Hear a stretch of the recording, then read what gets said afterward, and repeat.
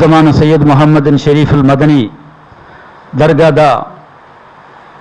ಅಧೀನದಲ್ಲಿರುವಂತಹ ಈಗಿನ ಆಡಳಿತ ಸಮಿತಿಯು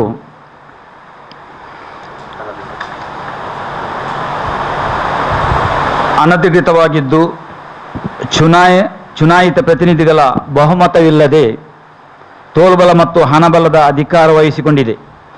ಸದರಿ ಸಮಿತಿಯು ಧಾರ್ಮಿಕ, ನೈತಿಕ ಮತ್ತು ಸಾಮಾಜಿಕ ನ್ಯಾಯಗಳನ್ನು ಗಾಳಿಗೆ ತೂರಿ ಕೆಲವು ಬೆಳವಣಿಗೆಯ ಮುಂದಿನ ಸ್ವ ಇಚ್ಛೆಯಂತೆ ಉಳ್ಳಾಳ ದರ್ಗಾ ಮತ್ತು ಅಧೀನ ಸಂಸ್ಥೆಗಳನ್ನು ನಡೆಸುತ್ತಿದೆ. ಇದರ ವಿರುದ್ಧ ಉಳ್ಳಾಳದ ಬಹುತೇಕ ಜನರ ಪ್ರಬಲ ವಿರೋಧವಿದ್ದು ಬಹಿರಂಗ ಸಭೆಯೊಂದರಲ್ಲಿ ಅದನ್ನು ವ್ಯಕ್ತಪಡಿಸಲು ತೀರ್ಮಾನಿಸಲಾಗಿದೆ. ಆದುದರಿಂದ ತಾರೀಕು 6/4/2018 ಶುಕ್ರವಾರ ಸಂಜೆ 3 ಗಂಟೆಗೆ ಸರಿಯಾಗಿ ತೊಕ್ಕೋಟು ಬಸ್ ಸ್ಟ್ಯಾಂಡ್ ಬಳಿ ಬೃಹತ್ ಪ್ರತಿಭಟನಾ ಸಭೆಯನ್ನು ಹಮ್ಮಿಕೊಳ್ಳಲಾಗಿದೆ. ಪ್ರತಿಭಟನೆಯ ಮುಖ್ಯ ಕಾರಣಗಳು ಕರ್ನಾಟಕ ವಕ್ಫ್ ಮಂಡಳಿಯಲ್ಲಿ ನೋಂದಾಯಿತವಾಗಿರುವ ಉಳ್ಳಾಳ ದರ್ಗಾ ವಕ್ಫ್ ಮಂಡಳಿಯು ರೂಪಿಸಿದ ನಿಯಮಾವಳಿಗಳನ್ನು ಉಲ್ಲಂಘಿಸಿದೆ. ಕರ್ನಾಟಕ ಸರ್ಕಾರವು 2011 ರಲ್ಲಿ ಮದ್ರಸಾ ಸಿಲೆಬಸ್ಗಳ ಸಂಬಂಧಪಟ್ಟಂತೆ ಹೊರಡಿಸಿದ ಸುತ್ತೋಲೆ ಮತ್ತು ಅದಕ್ಕೆ ಸಂಬಂಧಿಸಿದಂತೆ ಉಚ್ಚ ನ್ಯಾಯಾಲಯವು ಹೊರಡಿಸಿದ ಆದೇಶ ಇವುಗಳನ್ನೆಲ್ಲ ದರ್ಗಾದ ಈಗಿನ ಅನಧಿಕೃತ ಆಡಳಿತ ಸಮಿತಿಯು ಉಲ್ಲಂಘಿಸಿದೆ. 2. ದರ್ಗಾದ ಅಧೀನದಲ್ಲಿರುವ 12 ಮದ್ರಸೆಗಳಿಗೆ ಯಾವುದೇ ನ್ಯಾಯಯುತವಾದ ಕಾರಣಗಳಿಲ್ಲದ ಅಧ್ಯಾಪಕರ ವೇತನಗಳನ್ನು ಸುಮಾರು 50 ಲಕ್ಷ ರೂಪಾಯಿ ತಡೆಹಿಡಿಯಲಾಗಿದೆ. ಇದರ ಬೇಜವಾಬ್ದಾರಿಯುತ ಮತ್ತು ಆಕ್ರಮ ನಡವಳಿಕೆ ಬಗ್ಗೆ ಪ್ರಶ್ನಿಸಿದ ಸುಮಾರು 40 ಜನರನ್ನು ಮಾರಣಾಂತಿಕ ಹಲ್ಲೆ ನಡೆಸುವ ಮೂಲಕ ಮತ್ತು ಅವರ ಮೇಲೆ ಸುಳ್ಳು ಮೊಕದ್ದಮೆಗಳನ್ನು ದಾಖಲಿಸುವ ಮೂಲಕ ಅವರನ್ನು ಬಾಯಿ ಮುಚ್ಚಿಸಲು ಪ್ರಯತ್ನಿಸಲಾಗಿದೆ. ಸೈಯದ್ ಮದನಿ ದರ್ಗಾ ಶರೀಫ್ ಎಂಬ ಈ ಸಂಸ್ಥೆಯು ಧಾರ್ಮಿಕ ಮತ್ತು ಶೈಕ್ಷಣಿಕ ಸಂಸ್ಥೆಗಳ ಕೇಂದ್ರವಾಗಿದ್ದು ಧಾರ್ಮಿಕ ಮುಖ್ಯಸ್ಥರಾಗಿರುವ ನಮ್ಮ ಕಾಜಿಯವರಾದ ಸೈಯದ್ ಫಜಲ್ ತಂಗಳ್ರವರು ಇದರ ಮುಖ್ಯಸ್ಥರಾಗಿದ್ದಾರೆ. ಆದರೆ ಈ ಅನಧಿಕೃತ ಆಡಳಿತ ಸಮಿತಿಯು ಕಾಜಿಯವರನ್ನು ಸಂಪೂರ್ಣವಾಗಿ ಕಡೆಗಣಿಸಿದೆ. ಅನಧಿಕೃತ ಆಡಳಿತ ಸಮಿತಿಯ ತಿಳಿಗೇಡಿಗಳಾದ ಕೆಲವರು ಧಾರ್ಮಿಕ ಕಾರ್ಯಗಳನ್ನು ನಿರ್ಧರಿಸುವ ಮಟ್ಟಕ್ಕೆ ಪರಿಸ್ಥಿತಿ ತಲುಪಿದೆ. ಉಳ್ಳಾಳದ ಚರಿತ್ರೆಯಲ್ಲೇ ಮೊದಲ ಬಾರಿಗೆ ಕಾಜಿಯ ತೀರ್ಮಾನದ ವಿರುದ್ಧವಾಗಿ ಅಪಸ್ಥರಾದ ಕೆಲವು ಮಂದಿಯ ಇಚ್ಛೆಯಂತೆ ಈದ್ ಉಲ್ ಫಿತ್ರ್ ಆಚರಿಸಲಾಯಿತು. ಇದು ಉಳ್ಳಾಳದ ಬಹುತೇಕ ಜನರ ವಿರೋಧಕ್ಕೆ ಕಾರಣವಾಯಿತು. ತದನಂತರ ಊರಿನಲ್ಲಿ ಇಡೀ ಗೊಂದಲ ಗಲಾಟೆ ತಲೆದೋರಿತು. ಈ ಬಿಕ್ಕಟ್ಟುಗಳನ್ನು ಪರಿಹರಿಸೋಕ್ಕೋಸ್ಕರ ನಮ್ಮ ಕ್ಷೇತ್ರದ ಜನಪ್ರತಿನಿಧಿಯನ್ನು ಹಲವು ಬಾರಿ ನಾವು ಭೇಟಿ ಮಾಡಿದೆವು. ಆದರೆ ಅವರು ಅನಧಿಕೃತ ಆಡಳಿತ ಸಮಿತಿಯ ಎಲ್ಲ ಆಕ್ರಮ ನಡವಳಿಕೆಗಳಿಗೂ ಬೆನ್ನೆಲುಬಾಗಿ ನಿಂತರು.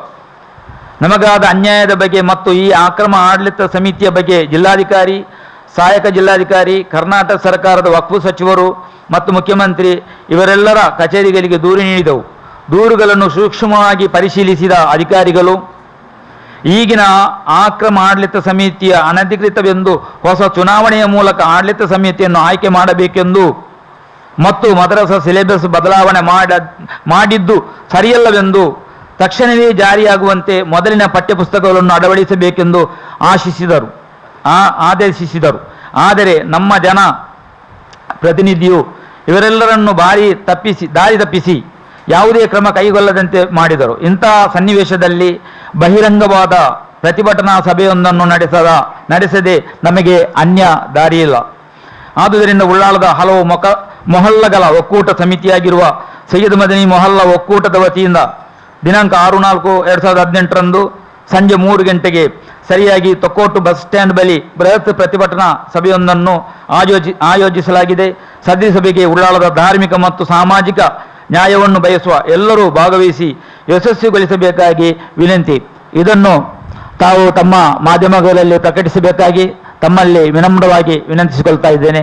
ನಮಸ್ಕಾರ. ದಕ್ಷಿಣ ಭಾರತದ ಅಜ್ಮೀರ್ ಎಂದೇ ಪ್ರಸಿದ್ಧವಾಗಿರುವಂತಹ ಉಳ್ಳಾಳ ದರ್ಗಾ ಶರೀಫ್ ಇದರ ಆಡಳಿತ ಸಮಿತಿಯು ಅನಧಿಕೃತವಾಗಿದ್ದು ಸರಿಯಾದ ಚುನಾವಣೆ ನಡೆಸದೆ ಕೆಲವು ಮಂದಿಯ ನೋಂದಾಯಿತ ಸದಸ್ಯರ ಮೂಲಕ ಕೃತಕ ಬಹುಮತ ಸೃಷ್ಟಿಸಿ ಆಡಳಿತ ಸಮಿತಿ ರಚಿಸಿದ್ದು ಇದು ಅನಧಿಕೃತ ಸಮಿತಿಯಾಗಿದ್ದು ಈ ಅನಧಿಕೃತ ಆಡಳಿತ ಸಮಿತಿಯು ಉಳ್ಳಾಳ ದರ್ಗಾದ ಅಧೀನದಲ್ಲಿರುವ ಮೊಹಲ್ಲಾಗಳಿಗೆ ಅನ್ಯಾಯವೆಸಗುತ್ತಿದ್ದು ಈ ಉಳ್ಳಾಳ ದರ್ಗಾದ ಅಧೀನದಲ್ಲಿರುವ ಮದ್ರಸದ ಅಧ್ಯಾಪಕರಿಗೆ ನೀಡಬೇಕಾದ ವೇತನವನ್ನು ನಿರಾಕರಿಸಿದ್ದು 10 ತಿಂಗಳಿನಿಂದ 18 ತಿಂಗಳವರೆಗೆ ವೇತನವನ್ನು ನೀಡುತ್ತಿಲ್ಲ. ಸುಮಾರು 50 ಲಕ್ಷ ರೂಪಾಯಿ ವೇತನ ಕೊಡಬೇಕಿದೆ. ಒಂದು. ಎರಡನೆಯದು, ಈ ಅನಧಿಕೃತ ಆಡಳಿತ ಸಮಿತಿಯು ಧಾರ್ಮಿಕ ಮುಖ್ಯಸ್ಥರಾದಂತಹ ಕಾಜಿಯವರನ್ನು ಸಂಪೂರ್ಣವಾಗಿ ಕಡೆಗಣಿಸಿದೆ. ಧಾರ್ಮಿಕ ಸಂಸ್ಥೆಯಾಗಿರುವ ಉಳ್ಳಾಳ ದರ್ಗಾ ಇದರ ಬೈಲಾದಲ್ಲಿ, ಸಂವಿಧಾನದಲ್ಲಿ ಸ್ಪಷ್ಟವಾಗಿ ನಮೂದಿಸಿದೆ. ಏನೆಂದರೆ, ಇದರ ಧಾರ್ಮಿಕ ವಿಷಯಗಳಲ್ಲಿ, ದರ್ಗಾದ ಧಾರ್ಮಿಕ ವಿಷಯಗಳಲ್ಲಿ ಅಂತಿಮ ತೀರ್ಪು ನೀಡುವವರು ಕಾಜಿಯವರಾಗಿದ್ದಾರಂತೆ. ಆದರೆ ಈ ದರ್ಗಾ ಸಮಿತಿಯು, ಈಗಿನ ಆಡಳಿತ ಸಮಿತಿಯು ಕಾಜಿಯವರಿಗೆ ಚಿಕ್ಕಾಸು ಬೆಲೆಯನ್ನು ನೀಡುತ್ತಿಲ್ಲ, ಅವರನ್ನು ಅವಗಣನೆ ಮಾಡುತ್ತಿದೆ. ಆದ್ದರಿಂದ ಜನರೆಲ್ಲರೂ ಈ ಅನಧಿಕೃತ ಆಡಳಿತ ಸಮಿತಿಯ ಬಗ್ಗೆ ಆಕ್ರೋಶಗೊಂಡಿದ್ದಾರೆ. ಮೂರನೆಯದಾಗಿ, ಊರಿನಲ್ಲಿ ಬಿಕ್ಕಟ್ಟನ್ನು ಸೃಷ್ಟಿಸಲು ಇವರ ಬಗ್ಗೆ ಧ್ವನಿ ಎತ್ತಿದ, ಇವರ ಅನಧಿಕೃತ ಸ್ವೇಚ್ಛಾಧಿಪತ್ಯವನ್ನು, ಇವರ ಸರ್ವಾಧಿಕಾರಿ ಧೋರಣೆಯನ್ನು ಯಾರು ಟೀಕಿಸಿದರೋ ಅವರಿಗೆ ಕಿರುಕುಳ ನೀಡುವುದು, ಅವರ ದೌರ್ಜನ್ಯ ಮೂಲಕ ಅವರ ಬಾಯಿ ಮುಚ್ಚಿಸುವುದು, ಸುಳ್ಳು ಮೊಕದ್ದಮೆಗಳನ್ನು ದಾಖಲಿಸಿ ಇವರ ಸದ್ದಡಗಿಸುವುದು, ಇಂಥ ರೀತಿಯಲ್ಲಿ ಅವರೊಂದಿಗೆ ಇವರು ಈ ಅನಧಿಕೃತ ಆಡಳಿತ ಸಮಿತಿಯವರು ವರ್ತಿಸುತ್ತಿದ್ದಾರೆ. ಆದ್ದರಿಂದ ಈ ಎಲ್ಲ ವಿಷಯಗಳ ಬಗ್ಗೆ ನಾವು ನಮ್ಮ ರಾಜಕೀಯ ಧುರೀಣರ ಬಳಿ ಹೋಗಿದ್ದೆವು. ನಮಗೆ ಬರೀ ಆಶ್ವಾಸನೆ ಮಾತ್ರವಲ್ಲದೆ ಬೇರೇನು ಪರಿಹಾರ ಸಿಕ್ಕಿಲ್ಲ. ಇಲ್ಲಿ ಪ್ರಮುಖವಾಗಿ ಇಚ್ಛಿಸುವ ವಿಷಯ ಏನೆಂದರೆ, ಕರ್ನಾಟಕ ಸರ್ಕಾರದ 2011ರಲ್ಲಿ ಹೊರಡಿಸಿದ ಸುತ್ತೋಲೆ, ಆ ಸುತ್ತೋಲೆಯಲ್ಲಿ ಸ್ಪಷ್ಟವಾಗಿ ಆದೇಶಿಸಿದೆ. ಏನೆಂದರೆ, ಸಿಲೆಬಸ್, ಮದ್ರಸಾದ ಸಿಲೆಬಸ್, ಆ ಸಿಲೆಬಸ್ ಇರುವ ಸಿಲೆಬಸ್ ಅನ್ನೇ ಕಂಟಿನ್ಯೂ ಮಾಡಬೇಕು, ಮುಂದುವರಿಸಬೇಕು, ಯಥಾಸ್ಥಿತಿ ಕಾಪಾಡಿಕೊಳ್ಬೇಕಂತ. ಆದರೆ ಈಗಿನ ಆಡಳಿತ ಸಮಿತಿಯು ಏಕಾಏಕಿ ಊರಿನವರ ಸಮ್ಮತಿ ಇಲ್ಲದೆ, ಕಾಜಿಯವರ ಒಪ್ಪಿಗೆ ಇಲ್ಲದೆ ಆ ಸಿಲೆಬಸ್ ಅನ್ನು ಚೇಂಜ್ ಮಾಡಿದೆ, ಬದಲಾವಣೆ ಮಾಡಿದೆ.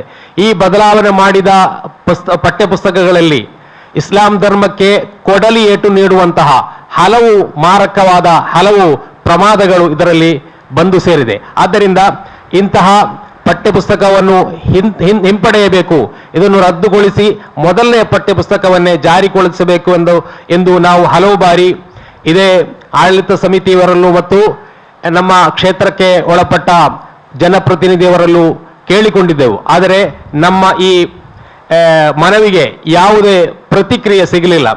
ಅದೇ ರೀತಿ ನಮ್ಮ ಮದ್ರಸಗಳಿಗೆ ಸಂಬಳವನ್ನು ಇವರು ನೀಡುತ್ತಿಲ್ಲ. ಆದ್ದರಿಂದ ಈ ವಿಷಯಗಳಲ್ಲಿ ನಾವು ಅಧಿಕಾರಿ ವರ್ಗಕ್ಕೆ ಮನವಿ, ದೂರು, ಅರ್ಜಿಗಳನ್ನು ಹಲವು ಬಾರಿ ಸಲ್ಲಿಸಿದರು.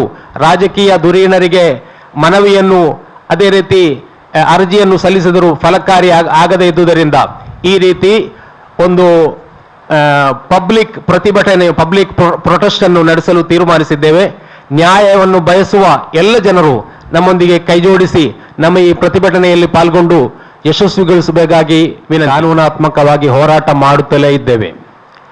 ಈಗ ನಮ್ಮ ಹೋರಾಟಕ್ಕೆ ಯಾವುದೇ ಸ್ಪಂದನೆ ಅಧಿಕಾರಿ ವರ್ಗಗಳಿಂದ ಸಿಗದೇ ಇರುವುದರಿಂದ ಈ ರೀತಿಯಲ್ಲಿ ನಾವು ಸಾರ್ವಜನಿಕವಾಗಿ ಪ್ರತಿಭಟನೆ ಸಭೆಯನ್ನು ಹಮ್ಮಿಕೊಳ್ಳಲು ತೀರ್ಮಾನಿಸಿದ್ದೇವೆ. ಈ ಒಂದು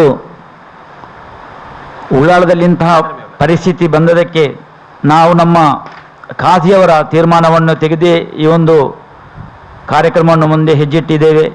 ಇದು ಪ್ರಥಮವಾಗಿದೆ, ಇದು ನಮ್ಮದು ಫಸ್ಟ್. ಇನ್ನೂ ನಮಗೆ ನ್ಯಾಯ ಸಿಗದಿದ್ದರೆ ಇನ್ನೂ ಅನೇಕ ಪ್ರತಿಭಟನೆಯನ್ನು ನಡೆಸಲು ನಾವು ತೀರ್ಮಾನಿಸಿದ್ದೇವೆ. ಈಗಾಗಲೇ ನಾವು ಕೋರ್ಟ್ನಲ್ಲಿ ಪ್ರತಿಭಟನೆ ಮಾಡಿದರೆ ಇನ್ನೂ ಮುಂದೆ ವಿಧಾನಸೌಧದಲ್ಲೂ ಕೂಡ ಹೋಗಿ ಪ್ರತಿಭಟನೆ ಮಾಡಲಿಕ್ಕೆ ಸಿದ್ಧರಿದ್ದೇವೆ. ನಮಗೆ ನ್ಯಾಯ ಸಿಗಬೇಕು. ಇಲ್ಲಿಯ ಉಳ್ಳಾಳದ 33 ಮದ್ರಸೆಗಳಿವೆ. ಕೇವಲ 12 ಮದ್ರಸೆಗಳಿಗೆ ಅವರು ವೇತನವನ್ನು ನೀಡ್ತಾ ಇಲ್ಲ. ಈ ವೇತನವನ್ನು ನೀಡುವುದಿಲ್ಲ ಅಂತ ಹೇಳಿದರೆ ನಾವು ಕೇಳುವಂಥದ್ದು ನ್ಯಾಯಬದ್ಧವಾಗಿದೆ. ನಮ್ಮ ಕಾಜಿಯವರ ತೀರ್ಮಾನವೇ ನಮ್ಮ ಇಸ್ಲಾಂ ಧರ್ಮದಲ್ಲಿ ಒಂದು ಸುಪ್ರೀಂ, ಅದೊಂದು ಜಡ್ಜ್ಮೆಂಟ್. ಅವರ ಆ ತೀರ್ಮಾನಕ್ಕೆ ಈಗಿನ ಆಡಳಿತ ಸಮಿತಿ ಅದಕ್ಕೆ ಒಪ್ಪುವುದಿಲ್ಲ ಅಂತ ಹೇಳಿದರೆ ಮತ್ತೆ ನಮಗೆ ಇಂಥ ಒಂದು ಪ್ರತಿಭಟನೆಯನ್ನು ನಡೆಸೋದು ಅನಿವಾರ್ಯವಾಗಿದೆ.